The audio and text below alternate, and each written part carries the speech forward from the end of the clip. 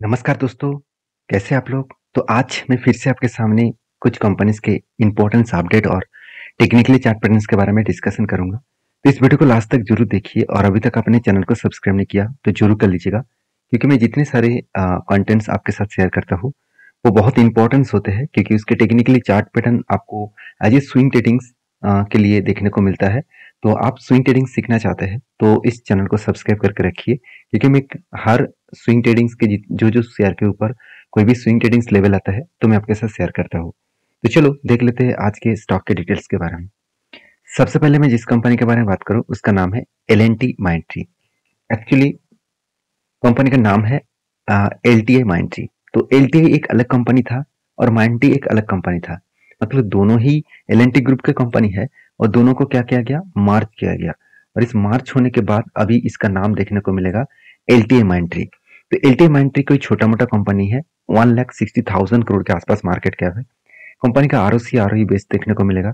Company का P ratio industry P ratio के same to same है। अगर इसी चीज को मैं पी रेशियो से कंपेयर करूं, एक टाइम पी रेशियो चला गया था 2021 में, इसका पी रेशियो हो गया था कितना, ऑलमोस्ट 60 के आसपास। और अभी घटकर कहाँ पे आ गया, वो पी रेशियो आ गया 28 के आसपास। और एक चीज ध्यान दीजिएगा, जो कोविड के जो लेवल था, कोविड का जो लेवल था उसी लेवल में जो पी रेशियो आ गया था वो कितना, 17 के आसपास। वही पी रेशियो को फिलहाल के लिए कुछ ही दिनों पहले जुलाई 1 जुलाई में कंपनी का पी रेशियो देखने को मिला था। इसका मतलब उस लेवल से जिस तरीके से जर्नी स्टार्ट हुआ उसी तरीके से जर्नी यहाँ पे भी स्टार्ट हुआ। मैं आपको चार्ट पैटर्न में दिखाऊंगा किस तरीके से 1 जुलाई से जर्नी स्टार्ट हुआ है। तो उससे पहले कंपनी का एनुअल इनकम देख लीजिए, बहुत शानदार है, 4,400 करोड़ के आसपास है। और डेप्थ भी कम है, एकदम ना के बराबर। प्रोमोटर के पास होल्डिंग्स भी अच्छा खासा है। और रही बात कंपनीज के क्वार्टरली रिजल्ट, देखिए आईटी सेक्टर के ऊपर आज भी देखा जाए तो अभी भी कंपनीज के ऊपर प्रेशर है। फिर भी आईटी सेक्टर ने कोई हाल नहीं छोड़ा, कंटिन्यूसली देखिए खुद के सेल्स को इंक्रीज किया और एक्सपेंस को कंट्रोल करने के बाद कंपनी का नेट प्रॉफिट कुछ अलग लेवल का दिखा। इस बार कंपनी हाईएस्ट नेट प्रॉफिट को जनरेट किया, करीबन 1152 करोड़ के आसपास।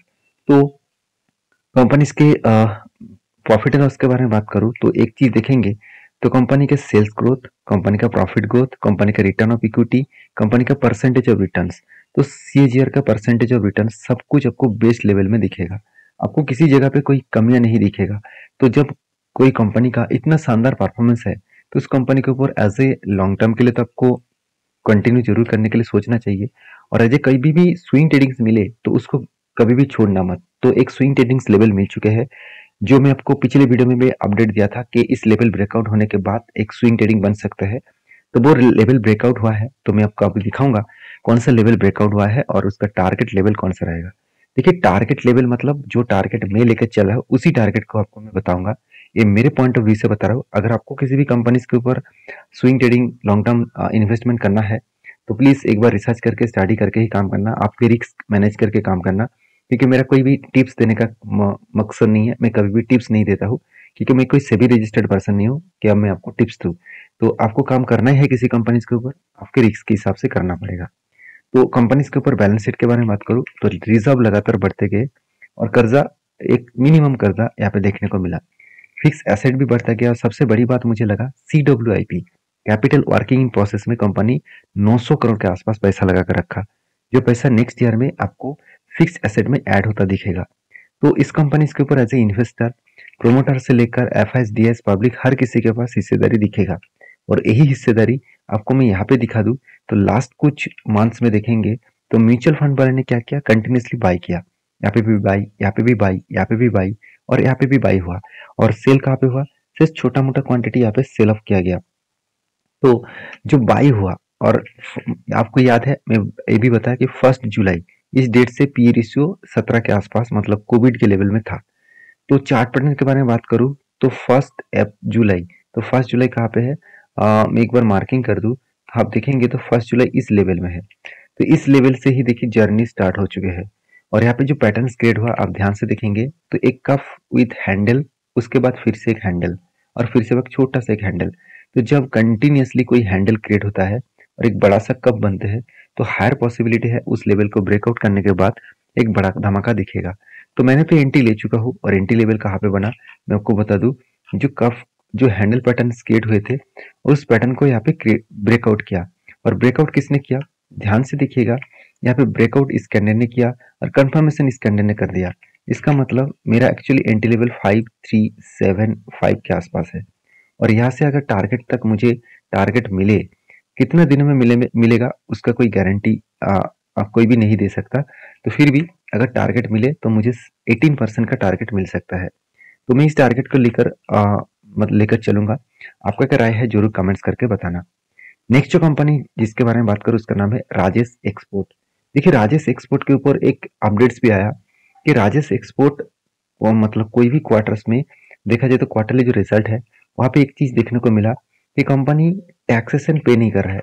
लास्ट कुछ क्वार्टर से में मतलब लास्ट 2-3 सालों से कंपनी टैक्सेशन पे नहीं कर रहा है। इसके ऊपर एक आर्टिकल्स भी देखने को मिला कि राजेश एक्सपोर्ट टैक्स नहीं पे कर रहा है, तो राजेश एक्सपोर्ट मतलब अंदर कुछ गड़बड़ी कर रहा है। देखिए अगर आपको क्या लग रहा है, देखिए आप छोटे से छोटे व्यक्ति अगर टैक्स ना देते हैं तो उसके पकड़ने के लिए सीबीआई साथ ही साथ इनकम टैक्स डिपार्टमेंट ये सारे के सारे लोग जुड़ जाते हैं। तो तो इतनी बड़ी कंपनी इसका मार्केट कैप 15,000 करोड़ है, क्या सीबीआई को पता नहीं? क्या आईटी डिपार्टमेंट मतलब इनकम टैक्स डिपार्टमेंट को पता नहीं कि उन्होंने टैक्सेस नहीं दिया? तो टैक्सेस नहीं दिया इसका मतलब कुछ नहीं है, टैक्सेस उन्होंने दिया, छोटा मोटा यहाँ पे टैक्सेशन दिया गया।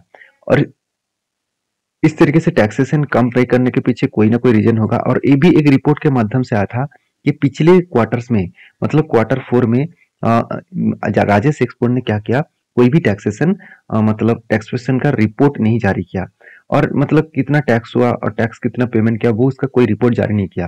तो फिर भी इस बार जो लास्ट जो क्वार्टर गया इसमें कंपनी ने साफ साफ यहाँ पे सारे डिटेल्स क्लियर कर दिया।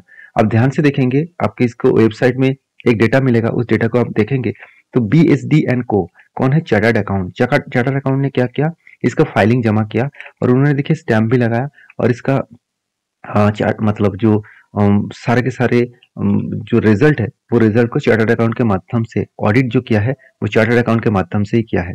तो इसका मतलब जो पिछले बार चार्टर्ड अकाउंट ने सारी चीज को क्लियर नहीं किया था, इस बार 14 अगस्त में जो रिजल्ट पब्लिश किया गया क्वार्टर 1 का, वहाँ पे सारे डिटेल्स मेंशन किया गया।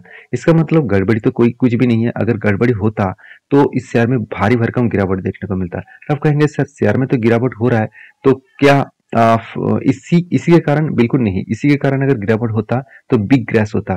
तो मेरे हिसाब से मुझे लगता है नीचे साइड से बाइंग करने के लिए ऑपरेटर उसको नीचे लेके आ रहा है और फिर से वहां से ऊपर जाएगा, क्योंकि कंपनी के ऊपर परफॉर्मेंस का कोई कमी नहीं है। अगर इसी चीज को मैं ध्यान से दिखा दूं तो कंपनी का सेल्स ग्रोथ कंटिन्यूसली इंक्रीज हुआ पिछले क्वार्टर के तुलना से, मतलब पिछले सालों के क्वार्टर के तुलना से इस बार कंपनी का डबल के आसपास सेल्स इंक्रीज हुआ। एक्सपेंस को भी कंपनी मेंटेन किए और नेट प्रॉफिट को भी जनरेट किया और पिछले सालों की तुलना से कंपनी का नेट प्रॉफिट भी ज्यादा देखने को मिला। अभी ओपीएम के बारे में बात करूं तो कि ऑपरेटिंग प्रॉफिट मार्जिन 0 है, यही सबका क्वेश्चन है। सर कंपनी में सब कुछ अच्छा है तो ऑपरेटिंग प्रॉफिट मार्जिन कहाँ पे गया? जहाँ पे इस कंपनी के अगर यहाँ पे अलग कंपनी को देखेंगे, जैसे आप मैं टाइटन का दिखा देता हूँ, कल्लन ज्वेलर्स का दिखा देता हूँ। आप ध्यान से इस चीज को देखना, कल्लन ज्वेलर्स का भी ऑपरेटिंग प्रॉफिट मार्जिन जो है वो भी देखेंगे तो कुछ 8% 7% के आसपास दिखेगा। टाइटन का भी अगर अगर आप ध्यान से देखेंगे तो टाइटन का भी क्वार्टरली रिजल्ट देखेंगे तो यहाँ पे भी आपको 11-12% का दिखेगा। तो राजेश एक्सपोर्ट में क्यों नहीं है, यही बार बार लोगों के मन में क्वेश्चन आता है। देखिए सब कुछ आपको हमेशा दिखेगा, सब कुछ अगर होगा तो ऐसे बिल्कुल नहीं। तो राजेश एक्सपोर्ट ने बहुत दिनों तक अराउंड 4 से 5 साल तक कोई भी कॉन्फ्रेंस मीटिंग नहीं रखा। तो ये अगर कॉन्फ्रेंस मीटिंग होता तो सब कुछ सबके साथ क्लियर हो जाता। तो कोई बात नहीं, फिर भी मैं इस कंपनी के ऊपर एक ही बात कहूंगा, कंपनी के ऊपर as a investor continuously buying करते जा रहा है और उस हिसाब से देखा है तो इसका चार्ट पैटर्न भी कुछ इस तरीके से बना। एक रेंज के ऊपर कंपनी ट्रेड हो रहा है, मैं बहुत बार आपको बोल चुका हूँ। और वो रेंज अराउंड अराउंड जो निकल के आ रहा है परसेंटेज वो ऑलमोस्ट 40% के आसपास है। तो एक बार नहीं, कंपनी 1 बार 2 बार 3 बार 4 बार 5 बार और इसके बाद फिर से एक बार ट्रेड वही तरीके बन रहा है। अब ध्यान से देखिएगा, देखिए जब जब नीचे आ रहा है तब तक एक बड़े से बड़े कैंडल ग्रीन कैंडल आपको दिख रहा है, इसका मतलब इसको ऑपरेटर नीचे लेके आ रहा है, नीचे साइड में बाइंग करेंगे और उसके बाद फिर से ऊपर लेके जाएंगे। तो मेरे एंट्री तो इस मतलब इस लेवल को टच करने के बाद ही हो गया।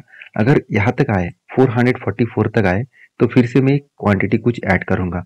तो मैं इस कंपनी के ऊपर तो एज़ ए रिस्क के हिसाब से ज़रूर काम कर रहा हूँ। ऑब्वियसली आप कहेंगे सर ये बहुत रिस्की कंपनी है। हाँ, बिल्कुल, तो इसलिए मैंने क्वांटिटी भी छोटा लगा कर रखा। मैं रिस्की कंपनी के ऊपर छोटा-मोटा क्वांटिटी के ऊपर काम करता हूँ और जब कोई अच्छे कंपनी होते हैं और उसके ऊपर परफॉर्मेंस भी अच्छा बेस लेवल का होता है, तो उस कंपनी के ऊपर मैं ज़्यादा क्वांटिटी के हिसाब से काम करता हूँ। तो आपका क्या राय है इस कंपनी के ऊपर ज़रूर कमेंट्स करके बताना। तो नेक्स्ट जो कंपनी जिसके बारे में मैं बात करूँ उसका नाम है बाइटकॉम ग्रुप। देखिए इस कंपनी के ऊपर मैंने इसीलिए डिस्कशन किया क्योंकि बहुत सारे दोस्तों ने बहुत दिनों तक कमेंट करा सर बाइटकॉम ग्रुप में लगातार गिरावट हो रहा है, क्या करूँ? एग्जिट करूँ, होल्ड करूँ, क्या करूँ? देखिए मैं पहले ही बोल चुका हूँ, मैं किसी कंपनी के ऊपर आपको बाय होल्ड सेल का रिकमेंडेशन कभी नहीं करता हूँ और कभी नहीं करूंगा भी क्योंकि मेरा मतलब ये मेरे वीडियो बनाने का मकसद नहीं है। मेरा मकसद यही है मैं आपको सारी चीज़ों को समझा दूँ, तभी आपको खुद डिसीजन लेने में मतलब सब कुछ क्लियर हो जाएगा, खुद डिसीजन आप ले पाएंगे। तो बाइटकॉम ग्रुप के बारे में बात करते तो एक कंपनी देखा जाए छोटा सा कंपनी है और कंपनी एक देखा जाए तो आईटी सेक्टर सॉल्यूशन कंपनी है और इसके ऊपर एक फ्रॉड का आरोप लगाया गया था और फ्रॉड का आरोप लगने के बाद ही इस कंपनी के ऊपर बहुत बड़ा बिग क्रैश देखने को मिला। और फ्रॉड का आरोप क्या था और आरोप कब कब लगाया गया था? अप्रैल 13, तो 13 अप्रैल में सेबी ने एक बहुत बड़ा आरोप लगाया इसके ऊपर। SEBI issues show cause notice to Bytecom group. तो सेबी ने जब इसके ऊपर एलिगेशन लगा दिया, इसके ऊपर फ्रॉड का आरोप लगाया, तब इस कंपनी के ऊपर बिग क्रेश देखने को मिला क्योंकि इस कंपनी बहुत सारे टैक्सेशन को छुपाया, टैक्सेशन के ऊपर घावला किया, तो इसलिए इस कंपनी के ऊपर सेबी ने बहुत बड़ा रिस्ट्रिक्शन लगा दिया। और मैं इसी कंपनी के बारे में इसीलिए मैं डिस्कशन कर रहा हूँ क्योंकि बहुत सारे लोग यही कहेंगे सर कंपनी का आरओसी आरओई तो बेस्ट है, पी रेशियो भी एकदम ना के बराबर है, कंपनी का डेप नहीं है, इनकम अच्छा है, कंपनी का क्वार्टरली रिजल्ट भी शानदार तरीके से रिप्रेजेंट हो रहा है। देखिए सब कुछ ठीक है, मैं मान लेता हूँ सब कुछ ठीक है, प्रॉफिट भी हो रहा है, सब कुछ ठीक है।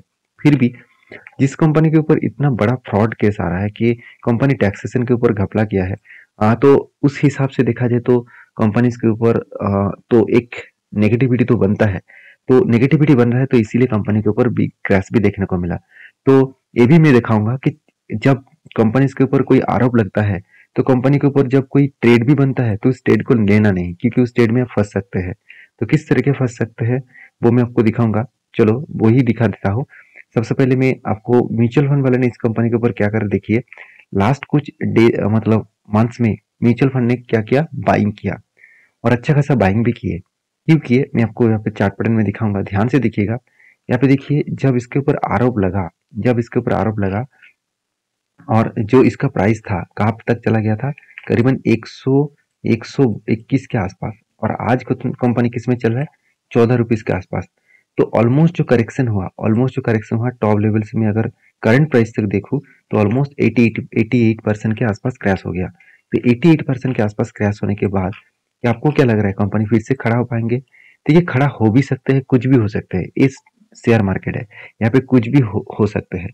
मगर मैं इस कंपनी के ऊपर कभी भी मतलब एज ए इन्वेस्टर के हिसाब से देखता नहीं हूँ और जब कोई ट्रेड बनता है मैं ट्रेड भी नहीं लेता क्योंकि कंपनी के परफॉर्मेंस ठीक ठाक देखने के बाद भी मुझे इस कंपनी के ऊपर कुछ फ्रॉड का आरोप लगा तो इसलिए मैं इस कंपनी से दूर ही रहता हूँ।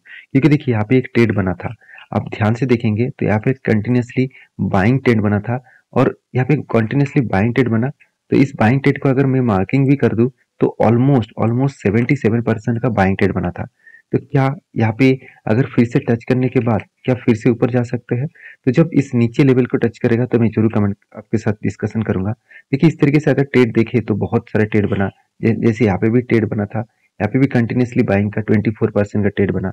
क्या इस लेवल को टच किया, नीचे आ रहा है। तो मैं इस यही कहूंगा इस तरीके से कंपनी के ऊपर रिस्क लेकर काम मत करिए। बहुत सारे कंपनीज मिल जाएगा जहाँ पे आपको अच्छा खासा ट्रेड मिल जाएगा। तो कभी कभी कुछ कंपनीज को अच्छा परफॉर्मेंस होने के बाद भी उसको छोड़ देना चाहिए। तो ये मेरा ओपिनियन है, आपका ओपिनियन अलग भी हो सकते हैं। आप समझदार है उस हिसाब से काम करिए। नेक्स्ट जो कंपनी जिसके नाम के बारे में बात करूँ उसका नाम है पावर ग्रिड।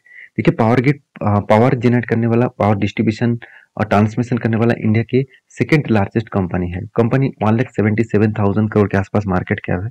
कंपनी अच्छा खासा परफॉर्मेंस करने के बाद, कंपनी का क्वार्टरली रिजल्ट भी शानदार दिखाने के बाद बोर्ड ने एक बहुत बड़ा अनाउंसमेंट किया, वो है बोनस देने का। 12 तारीख को कंपनी बोनस देने वाला है और हर 3 शेयर में 1 शेयर बोनस के हिसाब से देने वाला है। तो कंपनीज के ऊपर एक अच्छा खासा टेक्निकली चार्ट पैटर्न्स भी बना।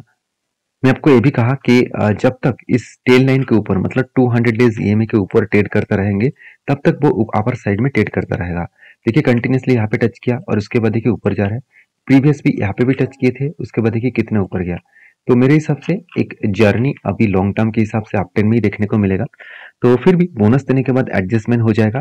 तो मैं जरूर कहूँगा इस सारे कंपनीज के ऊपर स्टडी करिए, उसके बाद काम करिए। तो वीडियो अच्छा लगे तो प्लीज़ एक लाइक जरूर कर देना और सारे दोस्तों के साथ शेयर भी करना। मिलते हैं नेक्स्ट वीडियो में, तब तक के लिए अच्छे से रहिए, अपने ख्याल रखिए। धन्यवाद।